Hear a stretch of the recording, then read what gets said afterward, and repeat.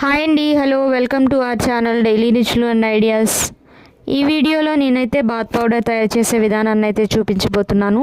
ఇంకా లేట్ చేయకుండా వీడియోలోకి అయితే వెళ్ళిపోదాము. ఈ బాత్ పౌడర్ తయారు చేసుకోవడానికి 1 కప్పు బియ్యం, 1 కప్పు శనగపప్పు, 1 కప్పు పెసర్లు, వీటన్నిటిని కలుపుకొని 2 సార్లు బాగా కడుక్కొని ఎండలో ఆరబెట్టుకోవాలి. 2-3 అవర్స్ ఎండలో ఆరబెట్టుకున్నట్లయితే తడి ఏమీ లేకుండా ఆరిపోతాయి. ఇలా ఆరిపోయిన వాటిని మిక్సీ జార్లోకి తీసుకొని మెత్తని పౌడర్ లాగా చేసుకోవాలి. మన నార్మల్ బాత్ పౌడర్ ఎలా అయితే యూజ్ చేస్తామో అదే రీతిగా ఈ పౌడర్ని కూడా యూజ్ చేసుకోవాలి. ఒక 2-3 మంత్స్ వాడిన తర్వాత మీకే దీని రిజల్ట్ అయితే తెలుస్తుంది. నేను కూడా వాడి చూసాను దీన్ని, అందుకనే దీన్ని మీకు చూపిస్తున్నాను.